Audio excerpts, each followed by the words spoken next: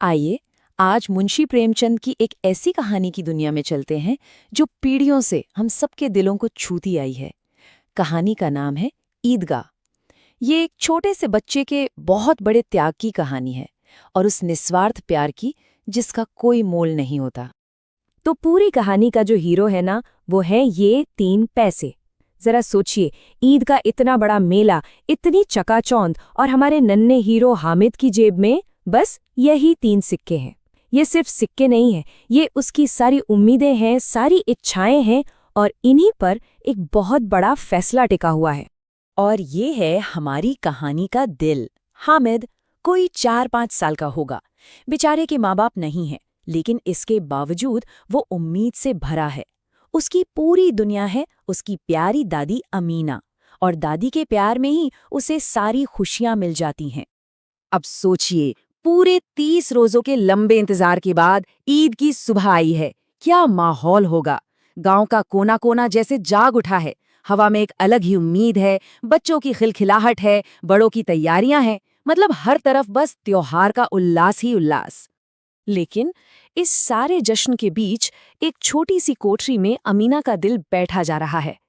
वो हामिद को मेले की खुशियों से दूर नहीं रखना चाहती, पर इस नन्ही सी जान को अकेले सिर्फ 3 पैसों के सहारे उस भारी भीड़ में भेजने का ख्याल ही उन्हें कंपा देता है। और यहीं पर हमें हामिद की समझदारी की पहली झलक मिलती है।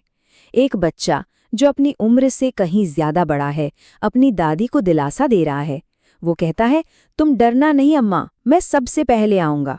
ऐसा लग रहा है मानो भूमिकाएं ही बदल गई हों। बच्चा अपनी दादी को हिम्मत दे रहा है।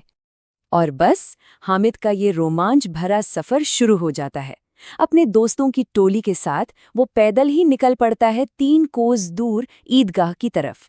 हर कदम एक नई दुनिया की ओर है, जहां हर मोड़ पर कोई न कोई हैरानी उसका इंतजार कर रही है।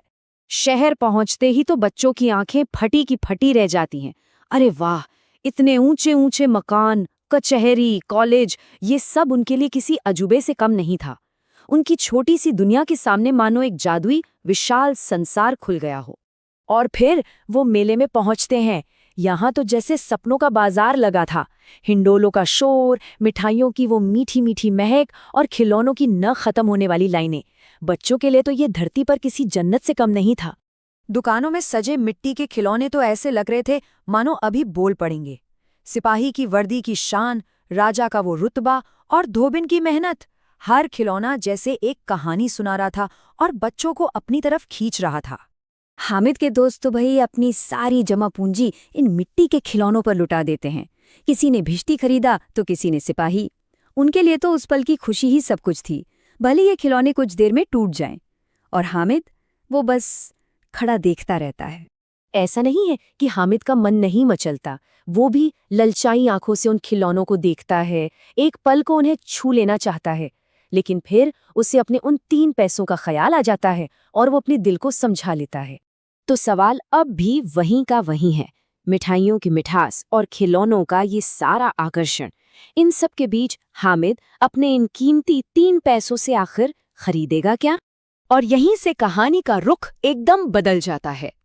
हामिद खिलौनों की रंगीन दुनिया और मिठाइयों की महक को पीछे छोड़कर आगे बढ़ जाता है और एक ऐसी दुकान पर रुकता है जहां लोहे का सामान बिक रहा था। खिलौनों की उस चकाचौंध के बीच हामिद की नज़र एक बहुत ही मामूली, बेजान सी चीज पर पड़ती है, एक लोहे का चिमटा। अब मेले के इस जश्न में भला कोई बच्चा चिमटे को क्यों देखेगा? हामिद के छोटे से दिमाग में एक बड़ी लड़ाई चलती है। एक तरफ खिलौनों की पल भर की खुशी, तो दूसरी तरफ चिमटे की हमेशा की उपयोगिता। वो सोचता है, खिलौने ये तो मिट्टी के हैं, गिरेंगे और टूट जाएंगे, मतलब पैसे की बर्बादी। और फिर अचानक उसे अपनी दादी का चेहरा याद आता है। उसे याद आता है कि कैसे रोटियां सेकते हुए गरम तवे से उनकी उंगलियां जल जाती हैं। और बस वो लोहे का चिमटा उस पल दुनिया की सबसे कीमती चीज बन जाता है। एक ऐसा तोहफा जो दादी की तकलीफ को हमेशा के लिए मिटा देगा। और फैसला हो जाता है। हामिद अपने मेले की सारी खुशियां, अपनी सारी इच्छाएं उन 3 पैसों के साथ दुकानदार को थमा देता है और वो चिमटा खरीद लेता है। यह सिर्फ एक सौदा नहीं था, ये एक बच्चे का अपनी सारी खुशियों का त्याग था।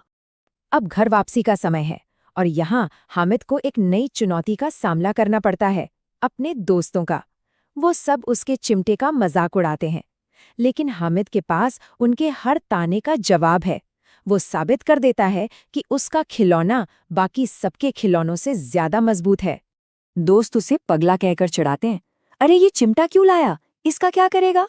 उनकी वो नासमझी भरी हंसी हामिद की उस गहरे और समझदारी भरे फैसले के सामने कितनी छोटी लग रही थी। खैर, हामिद आखिरकार घर पहुंचता है और वो बड़े गर्व से अपना ये खजाना अपनी दादी के सामने रख देता है। अब उसके इस अनोखे फैसले की असली परीक्षा होनी थी। अमीना का पहला रिएक्शन गुस्से और दुख का होता है। वो कहती हैं, कैसा बेसमझ लड़का है, दोपहर हो गई, न कुछ खाया न पिया, और लाया भी तो क्या, ये लोहे का चिमटा। उन्हें लगता है कि हामिद ने अपने सारे पैसे और सारी खुशियां बर्बाद कर दी। लेकिन फिर हामिद किसी अपराधी की तरह सिर झुकाकर बस एक लाइन कहता है, एक ऐसी लाइन जो अमीना के सारे गुस्से को एक पल में बहा ले जाती है। वो कहता है, तुम्हारी उंगलियां तवे से जल जाती थी, इसलिए मैंने इसे लिया। और उन शब्दों में जो प्यार और त्याग छिपा था, वो सीधा अमीना के दिल में उतर जाता है। उनका सारा गुस्सा प्यार में बदल जाता है और आंखों से आंसू बहने लगते हैं। वो समझ जाती हैं कि इस छोटे से बच्चे ने मेले में एक बहुत बड़े आदमी की भूमिका निभाई है, अपनी हर ख्वाहिश को अपनी दादी के आराम के लिए कुर्बान कर दिया है। तो ईदगाह की ये कहानी हमें एक बहुत गहरे सवाल पर छोड़ जाती है। किसी तोहफे का असली मोल क्या होता है? उसकी कीमत या उसके पीछे छिपी भावना, उसका आकार या उसे देने वाले का त्याग? सोचिएगा जरूर।